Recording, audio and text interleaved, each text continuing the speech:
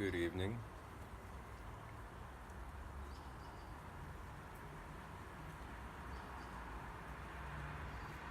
I've been thinking a lot about what it means to be secure and what security looks like, and how humans seem to pursue security above all other things, and how the pursuit of security is, I think, one of the reasons why nobody has it. Because the fact of the matter is, life is not secure. There's always something that can happen that can throw off your rhythm, or that can upset the balance of your life. And people who live in the pursuit of security, and when security is the main driving force of all your pursuits, you're constantly looking over your shoulder for those moments or those circumstances that can disrupt your security.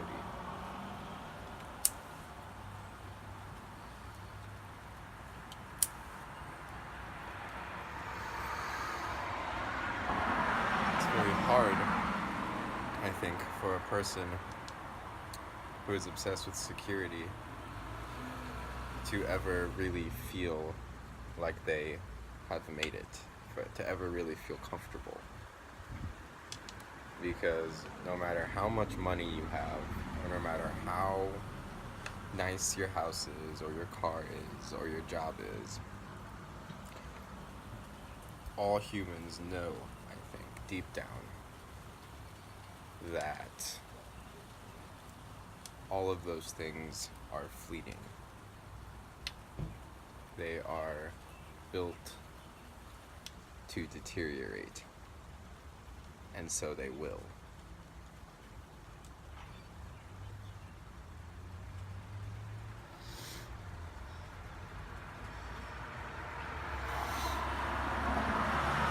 Everything in life is constantly moving towards a state of decay. I can't remember exactly which law that is, which scientific law, what the name for it is, but I do know that it is a scientific fact that everything will fade away. Everything that is made will eventually become unmade, and will go into the ground and rot. Everything. Your house, your car, your body, your family, your friends will all die. Your job will one day be taken over by somebody else and eventually fade into obscurity. So, people who pursue those things for the security that they bring them are foolish, I think. Which means that everybody is a little bit foolish. Because everybody pursues those things because they think that they will bring them some measure of security.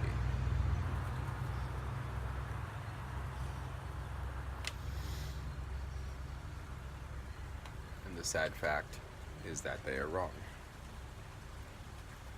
Many people pursue religion because of the security that it offers. The safety from life after death, the salvation from the second death, is why many people pursue religion or spirituality as a whole, because they want to be safe in the coming life. And those people are equally as foolish, because religion, for the sake of religion, only brings chaos. It only brings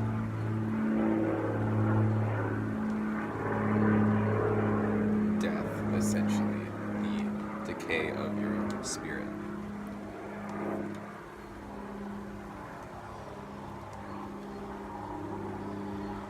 If you think that mere religion will save you from the struggles of this life and from the perils of the next one, you are mistaken.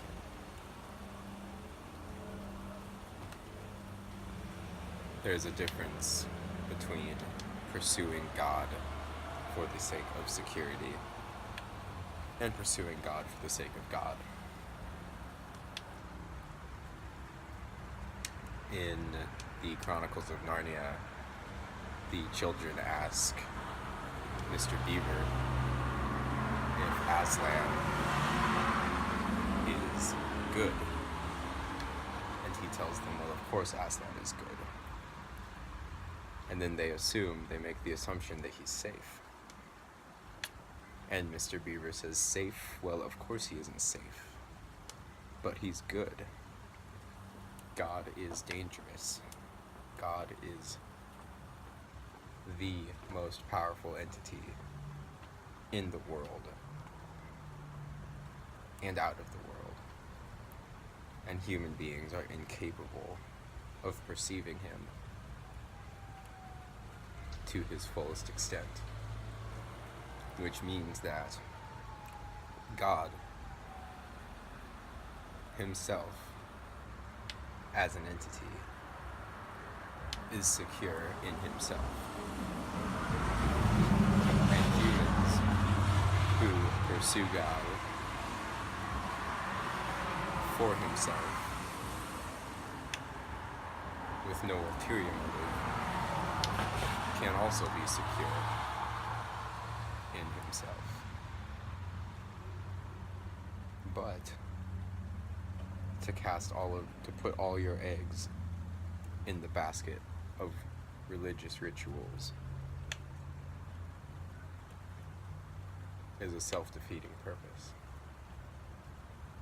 Jesus, when he was on earth, talked about the pitfall of religion.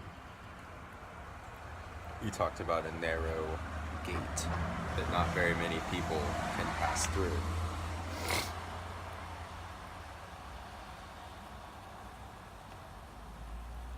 He talked about separating the chaff from the wheat.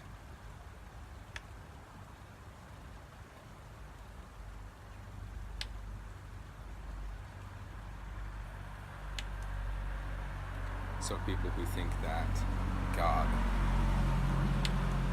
is safe and don't give him credit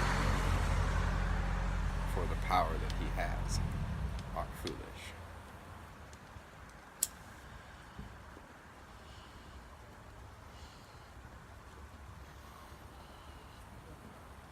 All that to say, your security does not come from the things that you have. It does not come from the career you pursue. It does not come from your friends or your family. And it does not come from ritualistic religious practice. Security, I think, comes from the knowledge that you cannot control your life.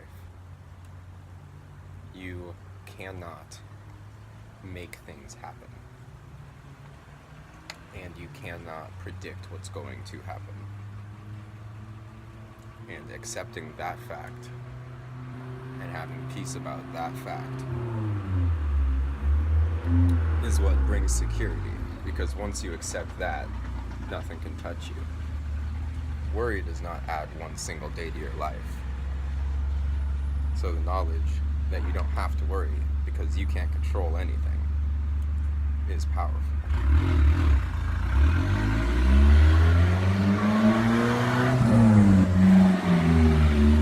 That knowledge comes with the belief that God controls all things, because all things are under the dominion of the one who created them. And aside from that, there is no absolution.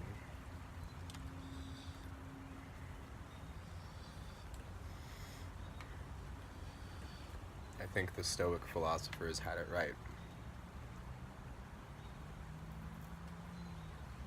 when they talk about not worrying about the outcome.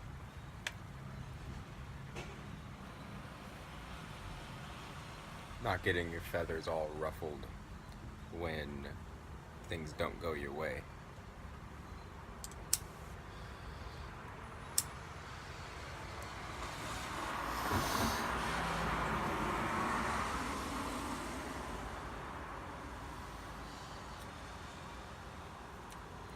Because they knew that no matter how hard you try, things are just sometimes not gonna go your way. And what's the use of being mad about that? That's life.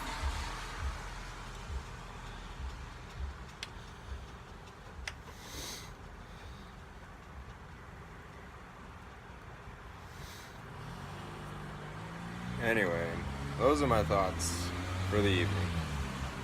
Appreciate you listening to me ramble on.